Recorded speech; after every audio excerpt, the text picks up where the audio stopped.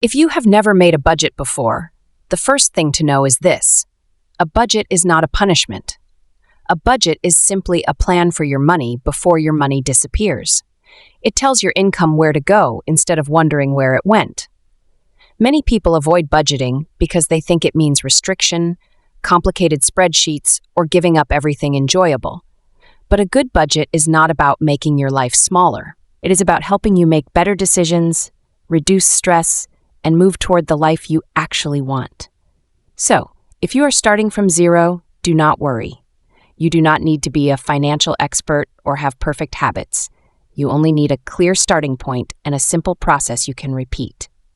The first step is to understand why you want a budget. Budgeting is easier when it is connected to a real goal. Maybe you want to stop living paycheck to paycheck. Maybe you want to pay off debt. Maybe you want to build an emergency fund, save for a car, start investing, or simply feel more in control. Write down 1 or 2 reasons your budget matters to you. For example, you might say, I want to know where my money goes each month, or I want to save my first $1,000. This reason becomes your motivation when the process feels uncomfortable. Next, gather your financial information. You cannot build a useful budget from guesses. You need to know what is coming in and what is going out. Start with your income. Look at your paychecks, business income, side hustle income, benefits, or any regular money you receive.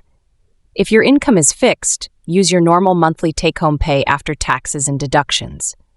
If your income changes each month, use a conservative average or start with the lowest amount you reasonably expect to receive. Budgeting with a cautious income number is safer than budgeting with an optimistic one. Now look at your expenses. Pull up your bank statements, credit card statements, payment apps, receipts, and bills from the last 1 to 3 months. This may feel uncomfortable, but it is important. You are not looking at the numbers to shame yourself. You are looking at the numbers to understand your patterns. Separate your expenses into categories.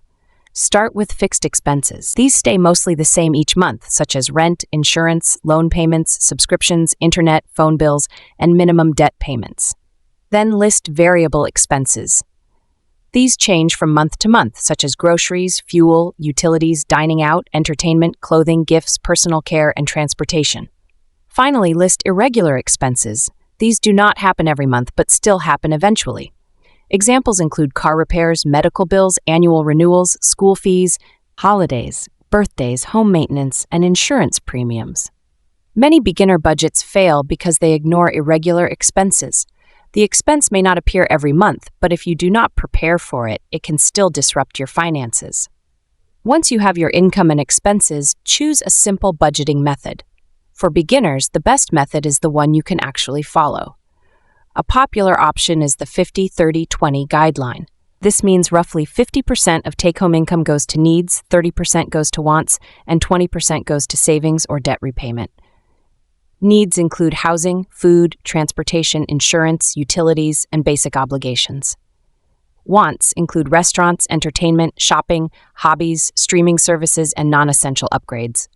Savings and debt repayment include emergency savings, retirement contributions, extra debt payments, sinking funds, and investment accounts.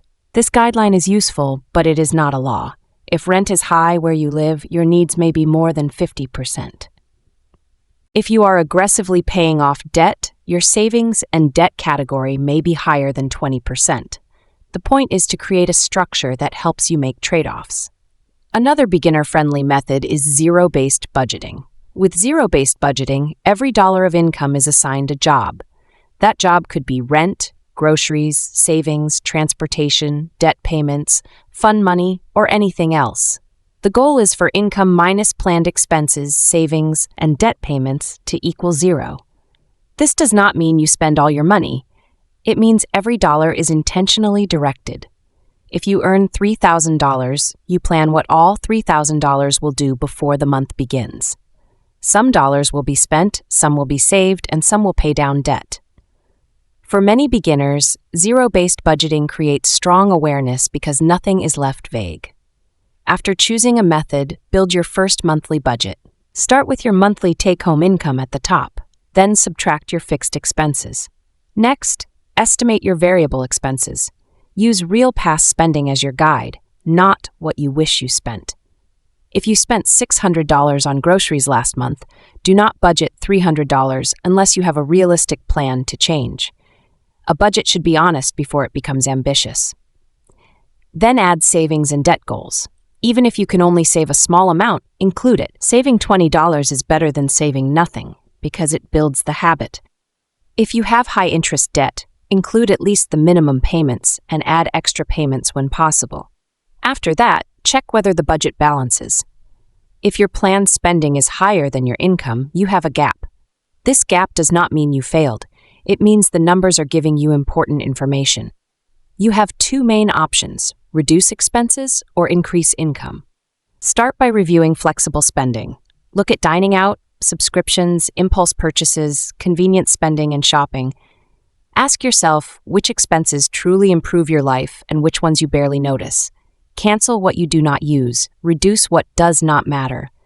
Keep room for what brings real value. A budget that removes all enjoyment is usually not sustainable. You are trying to create a plan you can live with, not a plan you resent. If your expenses are still too high, look at bigger categories. Housing, transportation, insurance, and debt payments often have the largest impact.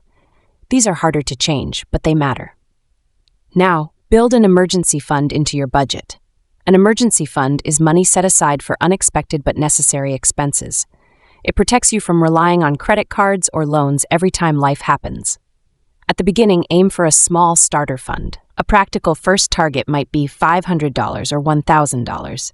After that, work toward 1 month of expenses, then 3 to 6 months over time. Keep this money separate from your everyday checking account if possible. A separate savings account makes it less tempting to spend. Next, create sinking funds for predictable irregular expenses. A sinking fund is money you save gradually for a known future cost.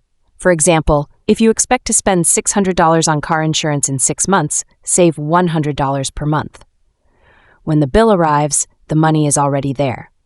Sinking funds turn large surprises into manageable monthly amounts. Now choose where you will track your budget. You can use a notebook, spreadsheet, budgeting app, banking app, or envelope system. The best tool is the one you will actually use every week. If you like paper, use paper. If you like automation, use an app. If you want flexibility, use a spreadsheet. Do not spend weeks searching for the perfect system. Start with something simple and improve it later. The most important habit is reviewing your budget regularly. A budget is not something you create once and forget. It is a living plan. At least once a week, compare your actual spending to your planned spending. This review helps you catch problems early. If grocery spending is rising, you can adjust before the month ends. If you overspent in one category, move money from another category. That is not cheating. That is budgeting. Real life changes, and your budget should respond. When you are new to budgeting, expect the first month to be messy. You may forget expenses, underestimate categories, or overspend. That is normal. The first budget is not a test. It is a draft.